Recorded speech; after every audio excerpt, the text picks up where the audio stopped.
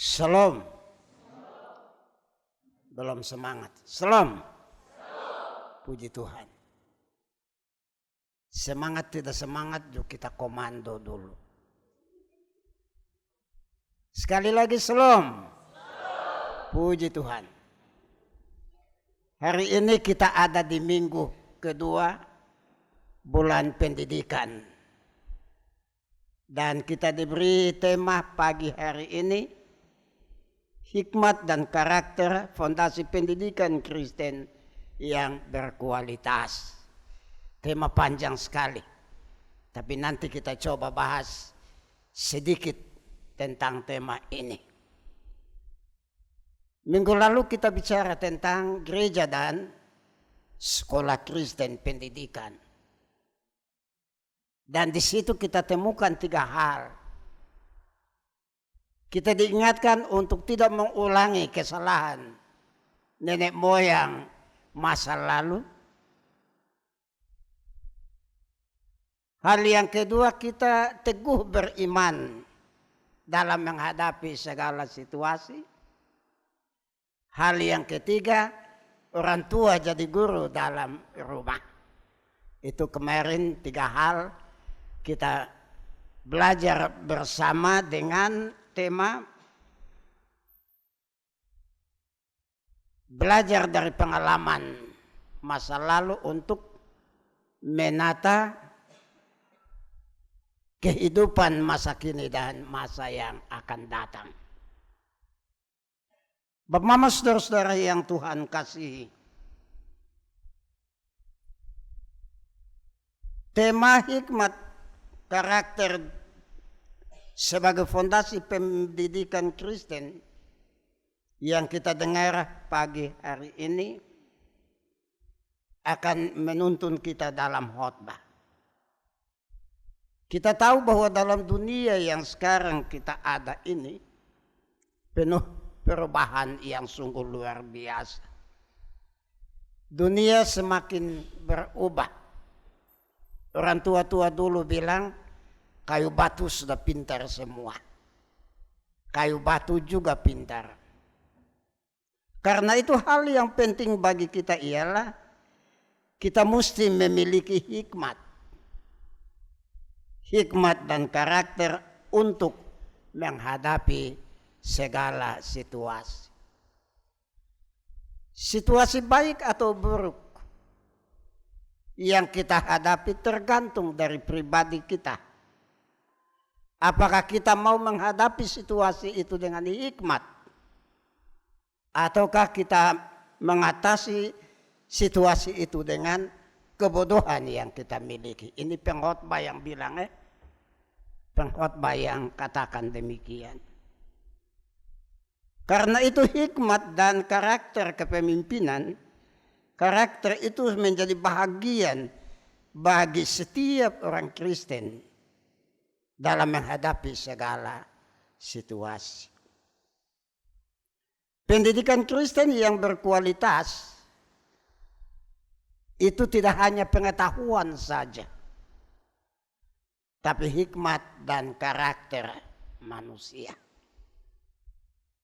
Pendidikan Kristen dia tidak fokus pada kuantitas atau jumlah berapa orang tamat dari satu sekolah. Tetapi dia akan lebih melihat berapa anak berkualitas dalam didikan selama 6 tahun di SD misalnya. Bapak Ibu guru sudah tahu bahwa berapa anak yang berkualitas. Dan kualitas anak itu akan menjadi bahagian dia untuk menjadi seorang pemimpin yang berkarakter baik. Dan karena itu pendidikan Kristen yang sedang berjalan, dia tidak mengejar kuantitas, jumlah berapa yang tamat. Tapi dia mau berapa yang betul-betul punya hikmat dan karakter di dalam Kristus beriman. Itu yang dibutuhkan. Kenapa mesti begitu?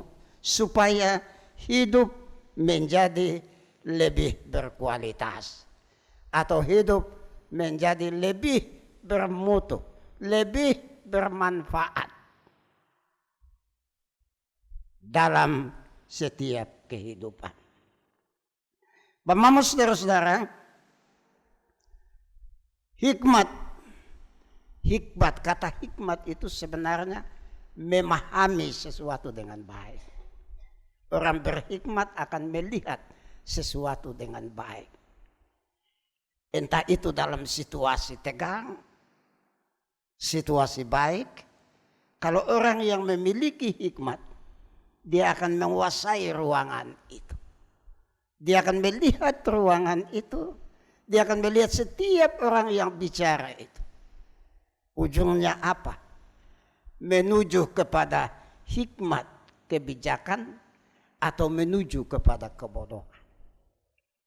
Sehingga dia mengambil keputusan itu tepat. Orang yang karakternya baik, dia akan mengambil keputusan yang tepat. Mama, karakter adalah kepribadian pribadi kita. Sebagai bapak rumah tangga, sebagai ibu, sebagai pemimpin gereja, pemimpin masyarakat, karakter sangat dibutuhkan dalam mengayomi dan memelihara rumah tangga di mana kita ada. Karakter itu agak beda dengan sifat. Sifat itu bawaan sejak lahir. Karakter itu pengaruh lingkungan. Anak ini dulu baik-baik, Ma. Kita asuh dia baik-baik. Sekarang ini dia sudah tidak baik lagi. Dulu tidak tahu merokok. Sekarang ini sudah merokok. Dulu tidak tahu minum. Sekarang dia minum gila-gilaan. Jadi sifat manusia sejak lahir itu baik. Tapi sifat manusia yang baik itu akan nampak dalam karakter berdasarkan lingkungan yang di mana dia ada. Ya, kalau lingkungan anak-anak kita ada, tiap hari bapak mama maki-maki anak saja, nanti juga karakter anak itu dipengaruhi. Anak-anak sekarang tidak perlu teori lagi, langsung dia lihat apa dia kerja. Dia kerja. Dia lihat dia kerja. Dulu kita ini belajar mati-matian. Teorinya baru bekerja. Sekarang tidak. Karena pengaruh lingkungan, karakter manusia itu terbentuk. Tapi ada juga yang dulu kecil sifatnya sembrono. Tapi lingkungan mengajarkan dia untuk memiliki karakter yang baik. Dulu dia tukang mabok. Dulu dia begini. Tapi sekarang dia bawa diri datang gereja. Malah dia punya khotbah dan renungan lebih baik lagi.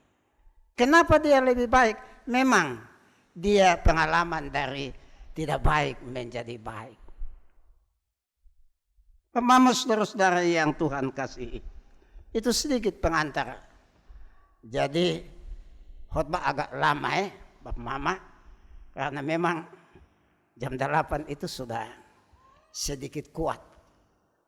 Jadi sedikit lama, tapi kita akan berusaha untuk, saya harap tidak ada yang mengantuk. Nanti saya pantau dari depan. Yang mengantuk sok mata biji akan ke sana. Dan mata biji akan tembus orang yang mengantuk. Kita masuk dalam pesan teks Alkitab tadi. Dari kitab Perjanjian Lama. Pengkhotbah pasal 10 ayat 1 sampai dengan ayat yang ke-20. Kita kelompokkan dalam 4 bahagian. Nanti saya sampaikan Bapak Mama, kita dibantu untuk bisa merenungkan banyak hal dari 4 bahagian yang ada. Yang pertama, ada perbedaan besar antara hikmat dan kebodohan. Ayat 1 sampai ayat yang ketiga, ayat 1 sampai ayat yang ketiga itu dia bicara tentang soal hikmat dan kebodohan. Tadi kita baca bersama-sama.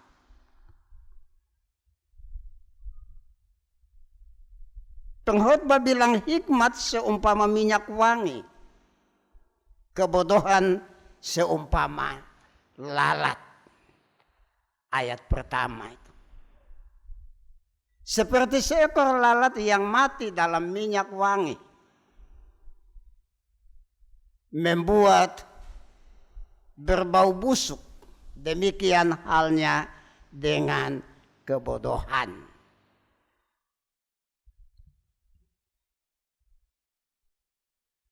Tadi nas pembimbing mengajak kita tentang itu. Ayat 2. Hati orang berhikmat menuju ke kanan, tetapi hati orang bodoh ke kiri. Tadi kita baca demikian. Karena itu dalam realita kehidupan kita,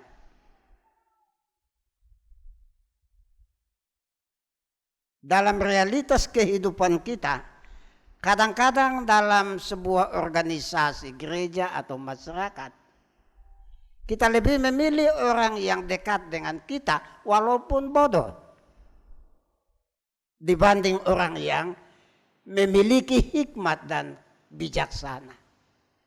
Menolak mereka ke belakang, menempatkan orang yang bagi banyak orang bodoh, tapi ditempatkan di depan. Sementara orang yang berhikmat dan bijaksana kita geser ke hal-hal yang sangat rendah. Itu yang dikatakan oleh pengkhotbah dalam bacaan hari ini. Dan karena itu Bapak Mama saudara-saudara yang Tuhan kasihi, dengan cara itu maka karakter yang kuat sangat dibutuhkan dalam kepemimpinan. Nanti kita lihat ayat yang keempat, ayat 4 sampai ayat 7 itu. Dia bicara tentang hal itu. Ada suatu kejahatan, ayat kelima, yang kulihat di bawah matahari sebagai kehilafan yang berasal dari seorang penguasa. Tadi saya omongnya, orang berhikmat kita geser ke belakang, orang bodoh kita kasih maju ke depan. Karena apa? Karena kedekatan, karena ini keluarga dan sebagainya. Dan itu terasa sekali dalam organisasi pemerintahan.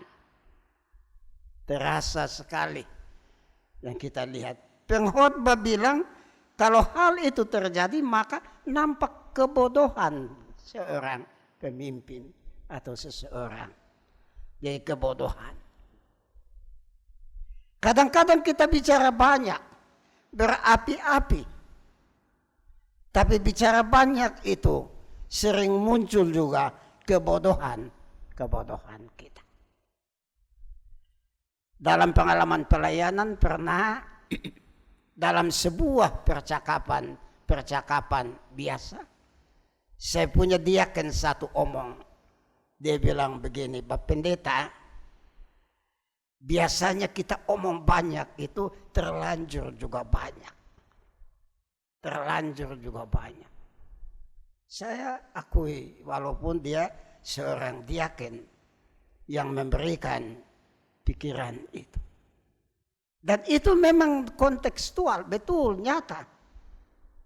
Begitu kita banyak omong, begitu kata-kata terlanjur juga kita lakukan.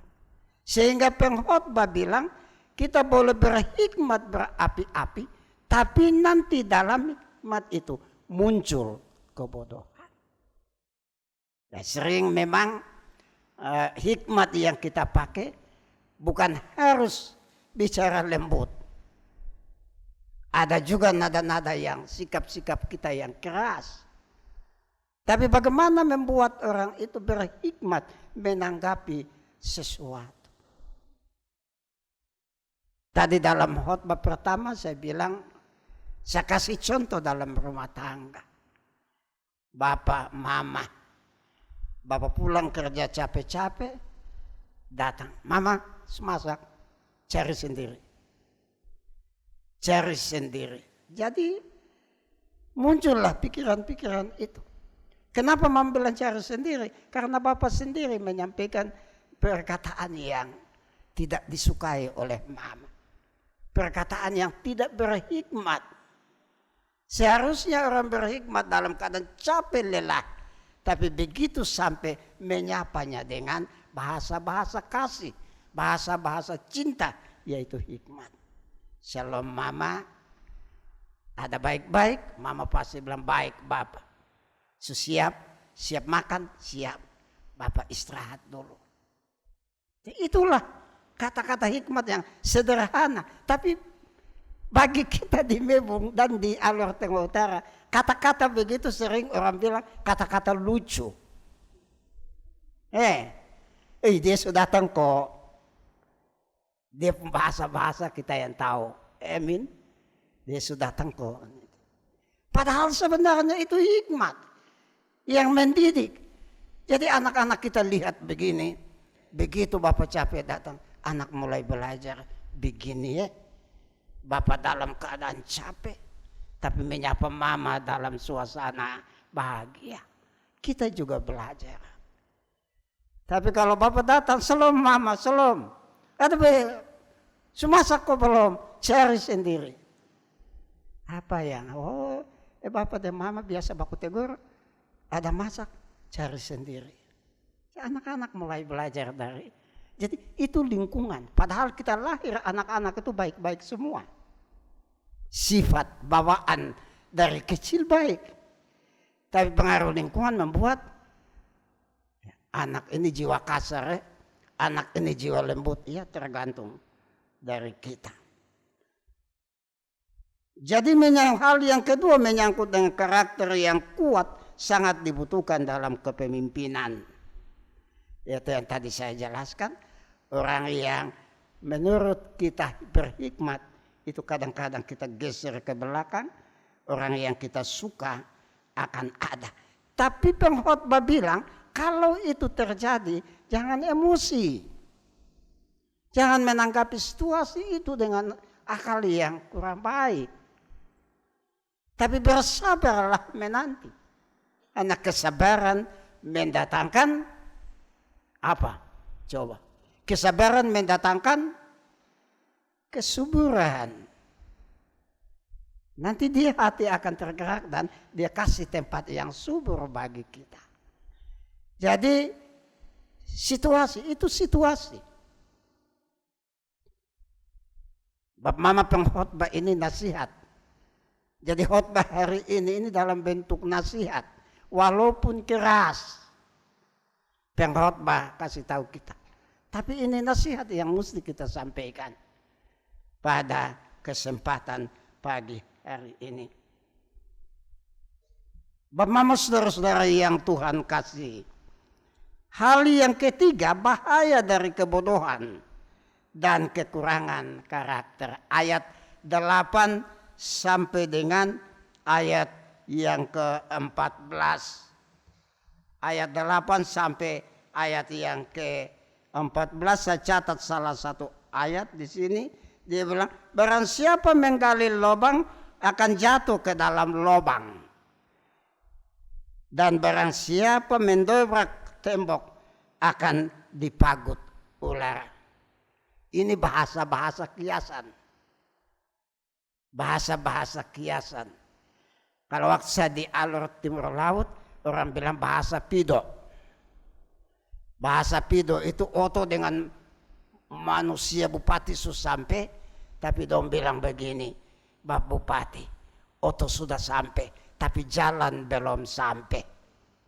Itu bahasa pido.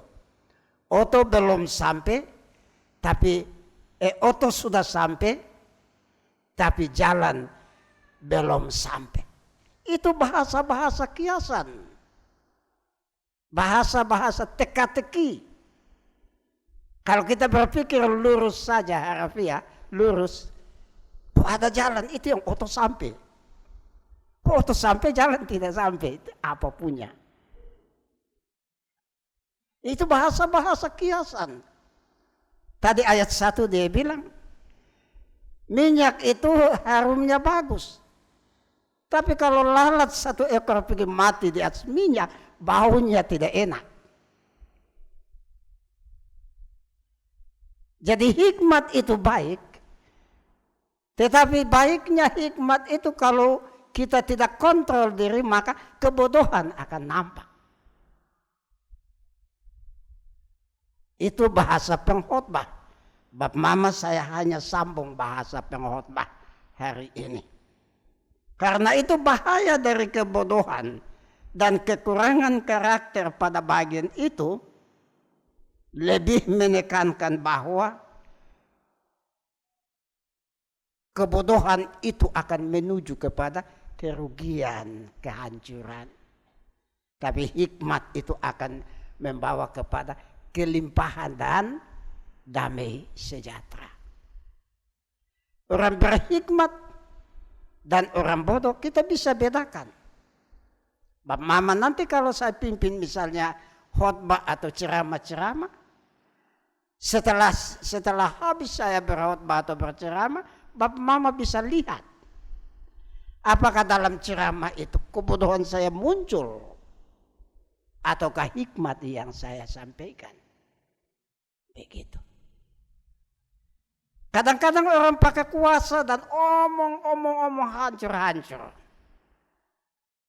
Jadi biasa orang begitu, sering orang dia tanya, Bapak tadi saya ini omong ceramah atau pidato atau ini itu ada baik. Saya bilang baik tapi kebodohanmu muncul banyak. Atau saya bilang kelebihan pintar. Kalau saya bilang bodoh nanti dia tersinggung. Jadi saya biasa sebut tadi kakak adik saudara omong itu bagus. Tetapi bagusnya itu saya lihat kelebihan pintar. Jadi kelebihan pintar apa?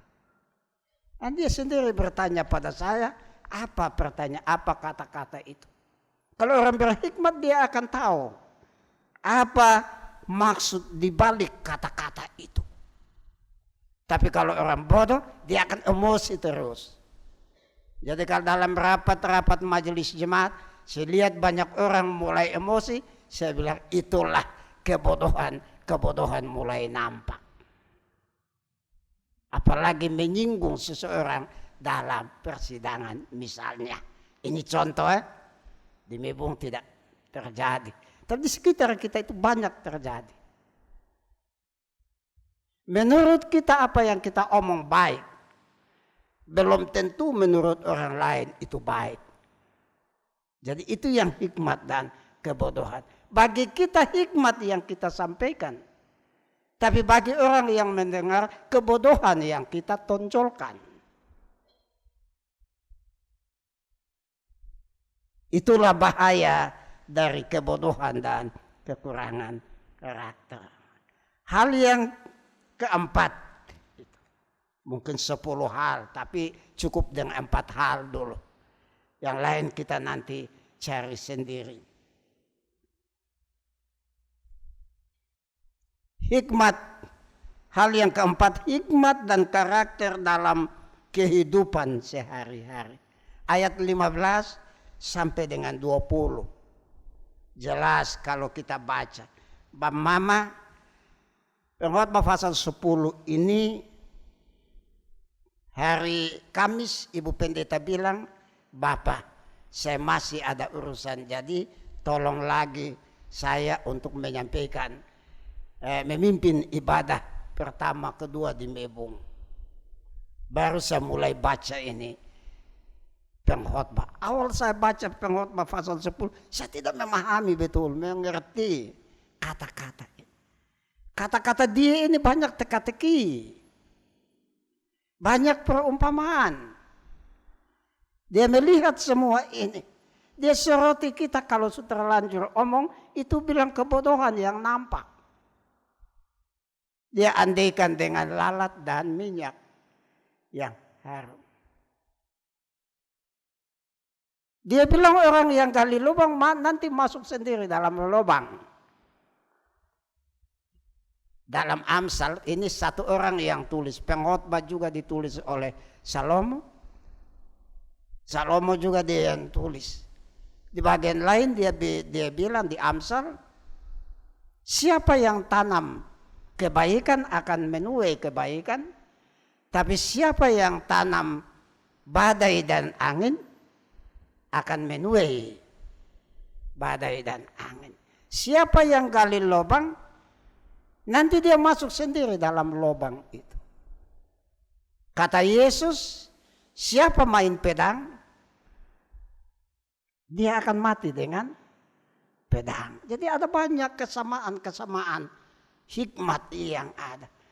Ada kearifan lokal yang dimiliki oleh orang tua-tua kita, yang selalu dia nasihatkan. Tapi kita kadang-kadang orang tua omong hal-hal yang pengalaman yang dulu, anak-anak muda sekarang bilang, itu zaman bapak mama yang tidak enak. Itu sudah tidak pas dengan zaman ini. Padahal pengalaman masa lalu itu bisa menolong masa kini dan masa yang akan datang. Karena itu hikmat dan karakter dalam kehidupan sehari-hari dibutuhkan. Walaupun sering muncul akibat kebodohan yang telah saya sebutkan tadi. Bapak-bapak, saudara-saudara yang Tuhan kasih.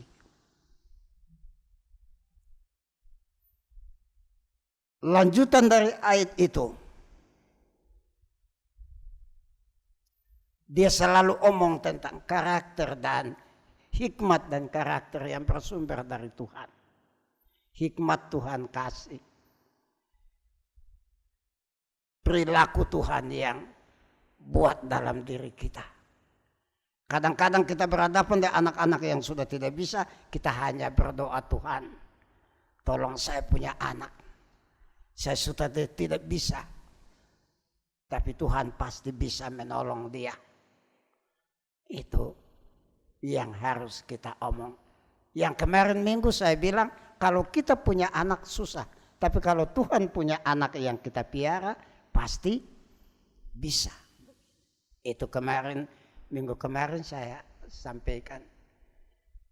Saya khotbah hari ini bukan mengulangi minggu lalu, tapi ada kaitannya dengan kebodohan, hikmat dan karakter yang dimiliki kita semua. Karena itu Bapak saudara-saudara, dalam penjelasan teks ini 4 hal yang tadi kita belajar, mari kita ingat semua. Kita membaca nanti kita lihat.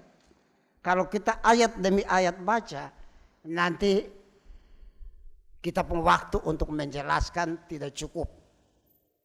Ayat demi ayat. Orang yang tabrak tembok pasti digigit ular. Itu sebenarnya andaian saja. Situasi yang panas, orang pintar dan orang bodoh akan menilai. Kalau ini saya tabrak, saya mati. Kalau ini tidak, saya minggir. Jangan mati bodoh.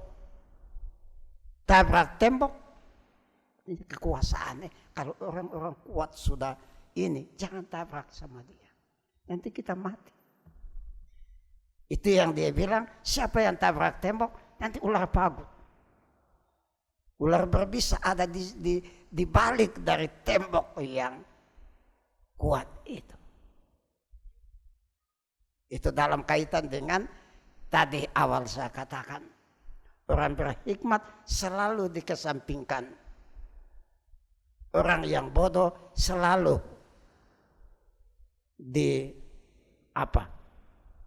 diutamakan atau didepankan.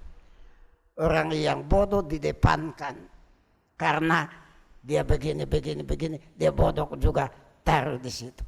Padahal konsep kerja saja dia tidak bisa tulis. Tapi karena Karena itu kita yang berhikmat mau tabrak. Tapi seperti pengkhotbah bilang, awas tabrak tembok itu maka ular pagut. Ada bahasa-bahasa kiasan banyak. Nanti pulang membaca. Mama nanti pulang membaca ya. Mudah-mudahan minggu depan saya pimpin lagi. Saya akan omong kembali apa yang kita belajar. Jadi ada perbedaan antara hikmat dan kebodohan. Hikmat membawa kepada kehidupan yang bijak dan bertanggung jawab. Sedangkan kebodohan membawa seseorang kepada kesalahan dan kegagalan. Orang berhikmat dia akan lihat kalau ada perang di situ, dia mau coba lihat itu perang saya mati atau saya selamat. Tapi kalau orang bodoh, perang dia baku perang saja, hantam pergi, dia mati konyol. Tapi kalau orang bodoh dia lihat dulu arahnya, strategi apa yang kita pakai. Itu orang berhikmat. Ini contoh saja bagi kita semua.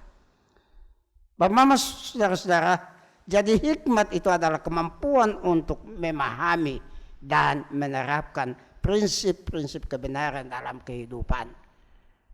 Dalam kehidupan kita. Tadi saya sudah uraikan satu persatu.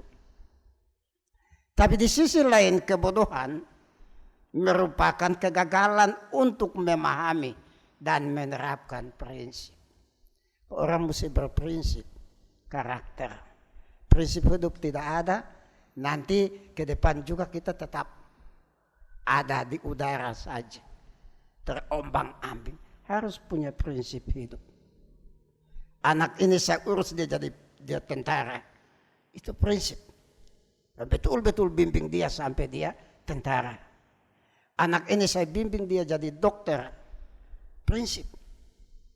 Walaupun anak-anak kita tanya, lu mau jadi apa? Kalau anak bilang saya mau jadi polisi. Orang tua harus punya prinsip dia jadi polisi. Itu orang berhikmat. Tapi kalau orang bodoh dia bilang polisi apa? Pergi baku pukul orang, pukul-pukul lu jadi jangan. Pergi kasih aman orang saja, orang masih hantam kita. Polisi bikin apa? Saya mau tentara, nanti orang tembak mati. Mama sendiri, bapak sendiri. Dia tidak ada prinsip. Dia anak punya niat itu sudah dibatalkan oleh kebodohan orang tua. Mati nak mati, saya mau mati. Saya pergi perang. Janganlah anak. Jangan. Itu hal-hal yang membuat kita membedakan hikmat dan kebodohan. Jadi ada hal yang penting dalam pendidikan. Bapak Mama, kita belajar untuk pentingnya hikmat dan karakter dalam pendidikan Kristen. Kita omong tentang pendidikan Kristen yang berkualitas. Awal tadi dalam pengantar saya sudah omong bahwa anak-anak kita dididik.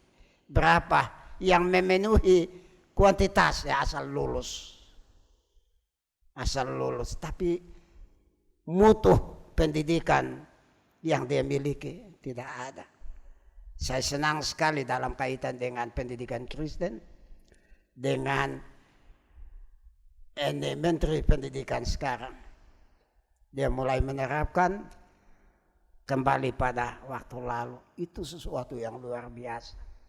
Dia mulai terapkan itu. Penerimaan peserta didik. Baru dia bilang jangan.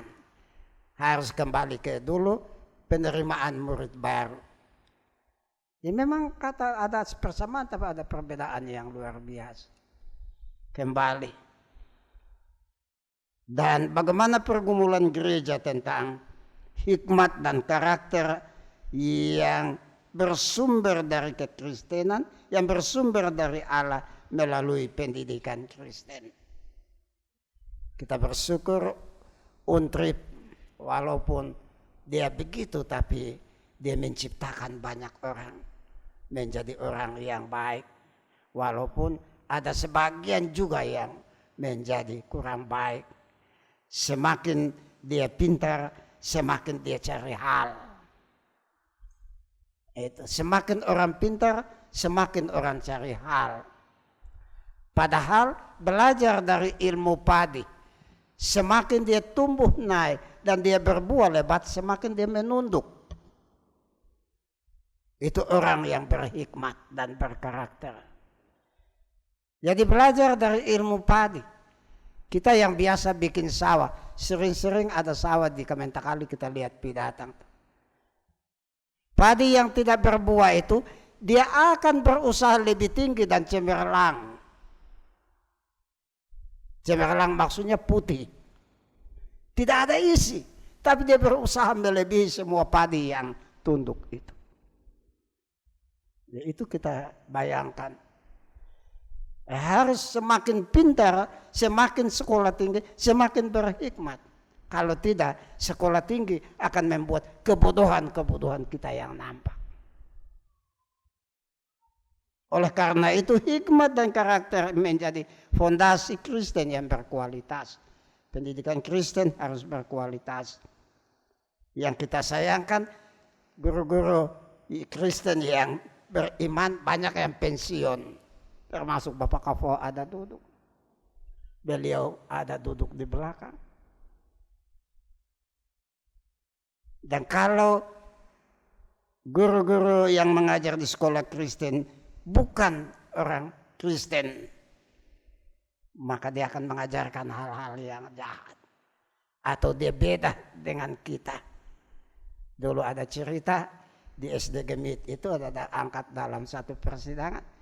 Di SD Gemit Mebung ada anak-anak yang diajar ke ajaran-ajaran menuju ke denominasi lain begitu.